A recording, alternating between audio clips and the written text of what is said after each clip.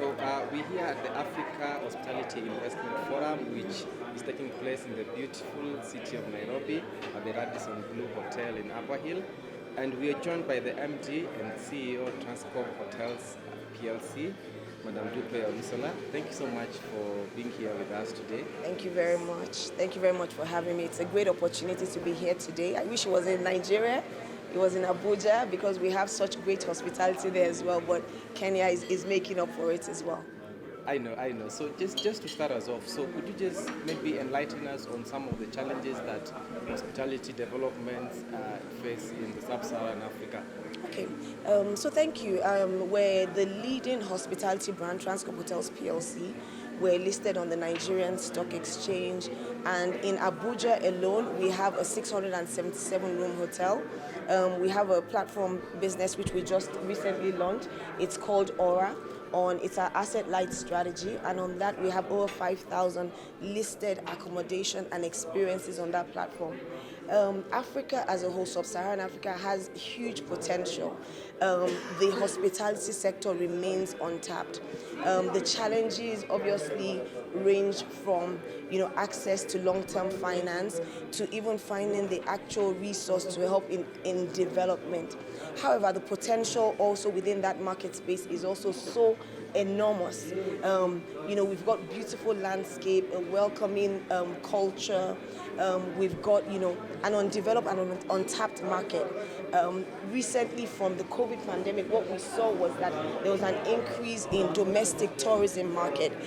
Prior to now, you would find that a lot of Nigerians would be in a hurry to travel outside of the country to enjoy sights and sounds in other locations.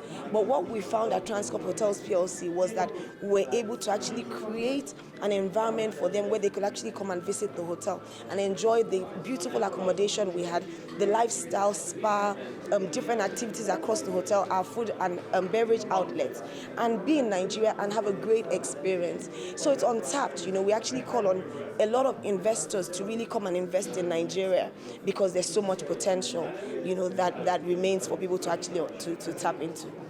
Yeah, thank you so much for that. So, from just the conferences and the sessions that we've had today, we've heard that there's a lot of investment from indigenous investors and developers in the African continent. But how much progress has been made in that front? There's significant progress. I think one of the great things right now is, for me personally, I'm so optimistic because we have new leadership. We have a new president in place, and he's actually already done a lot of things, specifically in terms of the subsidy, which for decades was just there.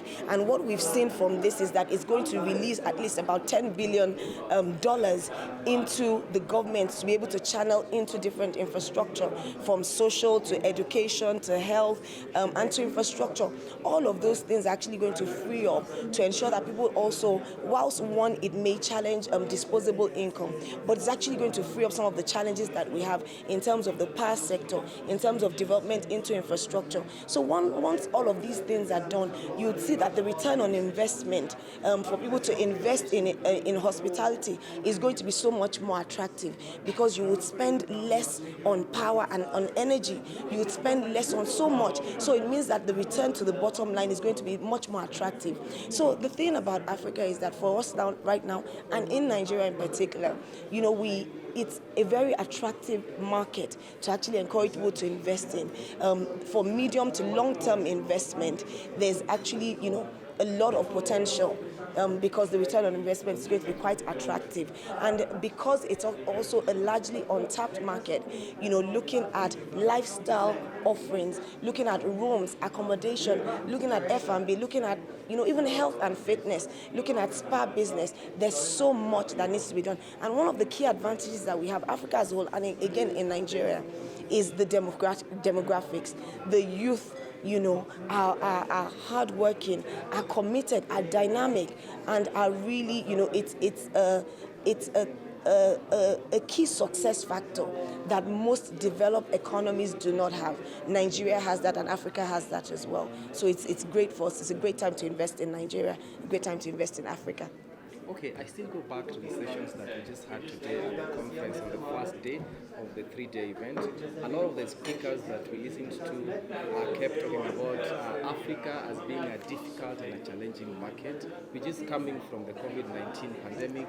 We're looking at some of the economic turmoil that the world is going through. We also have the war in Russia between themselves and Ukraine. How much growth do you think is available still in the continent? I think one of the key things that was for me again, so nice to hear from this session is that the potential of Africa, and saying that in the next, few years, Africa is going to be the one continent that everyone is going to be drawn into. There are a lot of things that we need to get right. Leadership needs to work. The potential for economic growth is there. The hospitality sector alone contributes about 6.9% right now, and the potential is to increase to over 9%. As Africa continues to diversify, we see that this hospitality sector is going to play a key role. Right now, in terms of even just employment within that sector, is so significant as well. So yes, it's easy to list the challenges, but again, the upside, there's no limit to the upside, and I think that is the economy that everyone looks into to actually invest in. The return on investment is significant. Again, the youthful population is key as well, and one of the things that we're going to continue to look at is even the land, the arable land, for us to develop agriculture. And so the more we develop, it means that we can actually localize a lot more things. The more we correct all of these challenges that we have, the more the upside is going to be for investors as well. So yes, it's easy to list the challenges, but the potential is actually enormous. And we are so confident that the private sector, working closely with the government, and again closely with foreign direct investment, is really going to be the changing factor in ensuring that we're really able to deliver on the potential of Africa. I think these sessions again just talked so strongly about where Africa is going and the optimism of economic growth that is going to come from this continent remains really possible and is so exciting, and I'm glad to be a part of this, really. Thank you so much for that. Now let's come back home. Transcorp Hotels Plc. Tell us, what investments are in the pipeline and what should we expect from yourselves? And maybe just as you answer that, what's your outlook for the mid and long term, specifically in the Nigerian hospitality industry? There's so much coming from Transcorp Hotels Plc. Like I mentioned, we're the leading hospitality brand. At the onset, before the COVID pandemic, we were doing numbers in terms of dollar revenue of about $43 million. When the COVID pandemic hit, we dropped to almost half in terms of revenue, about $21 million.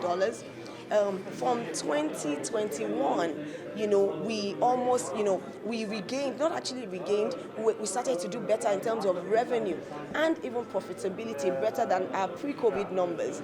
And as of 2022, our figures are like $67 million in terms of revenue. So compare it to our pre-COVID. And in terms of even profitability, we're doing almost triple at $9.7 million in terms of our profit. And this is from one 677 location hotel and 133 room hotel in Calabar. So it just shows you a bit of what we're doing in terms of Transcorp Hotels PLC. But the potential again is significant, is huge. Recently also we invested in Aura. Aura is a digital hospitality platform, and it's an app. It's our asset-light strategy, and what it does, it immediately helps us to put 5,000 additional rooms onto our inventory. It means that anywhere you step in Nigeria, all you have to do is your phone. You actually say, I want to stay in any hotel or any accommodation within your budget in any city across Nigeria. Lagos is one of the fastest top 10 growing cities across Africa, actually. Exactly. So imagine having a list of inventory that you can actually access. Again, so these are some of the things that we've done. Across the hotel, we've also just recently launched a 5-star spa, which is, fantastic, 24-hour service in Nigeria at the hotel. Our food and beverage outlets remain top-notch as well. We have an 24-hour buffet, all-day dining. We've got fine dining across the hotel as well. And then beyond that, in terms of expansion, very quickly we're looking to, there are a lot of events holding similar to this holding in Nairobi, Kenya. There's no reason why it shouldn't hold in Nigeria, in Abuja. So in the first quarter of next year, we're actually launching a 3,500 to 5,000 capacity, top-notch 5-star event center. This is going to be mind-blowing because it means that in the same location, you get access to, banqueting facilities to run your events. You get the rooms, you get the F&B outlets, you get the lifestyle, you get everything that you want in one location. We recently just had 60 heads of state and presidents at the hotel. They all stayed at Transcorp Hotels, Transcorp Hilton in Abuja. Imagine, the logistics, the security and everything we had to put in place to make sure that it was successful. So again, that is one. We also have in our pipeline 2 possible hotels that we're looking to develop.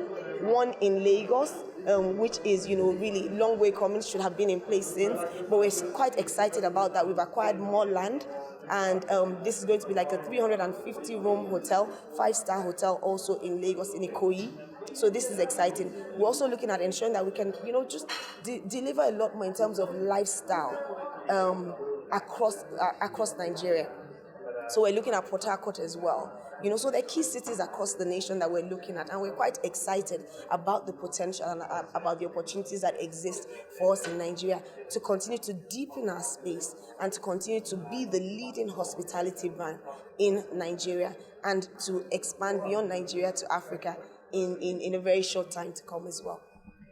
Thank you so much for that. But I'm just curious, even as we wind this conversation. I mean, you just mentioned very impressive figures that you've been able to put across, and you've compared that with the COVID numbers. I'm curious, what do you attribute this to? Was COVID a blessing in disguise? COVID, it's hard to call it a blessing in disguise, but in some form it was. I guess any disruption is a blessing in disguise. And I think what we always should strive to do as individuals or as businesses is look for things that disrupt. Because in disruption, it forces you to think outside of the box. It forces you to be innovative. It forces you to come up with initiatives, and that's exactly what we did. So what we did was, it was no longer business as usual. We literally just started to create and recreate and reinvent things. We created a domestic leisure sector that prior to now did not exist. We had drive-through cinema. We were now no longer just selling rooms. We were pushing our F&B outlets, we're pushing events, we're pushing entertainment, and we just, prioritize customer experience. At every touch point across the hotel, we wanted you to know that it was excellent and that we prioritize you as our guests. So that was really important as well. So was COVID a blessing? Any disruption is a blessing, yes. And so what it's forced us to do as well is continue to disrupt ourselves, which is why we're also bringing on the 5,000 capacity event center, because we want to just, deliver excellently within this space, within the hospitality space, and that is really key to us. Thank you so much for Thank your you. time with us. Thank you so much.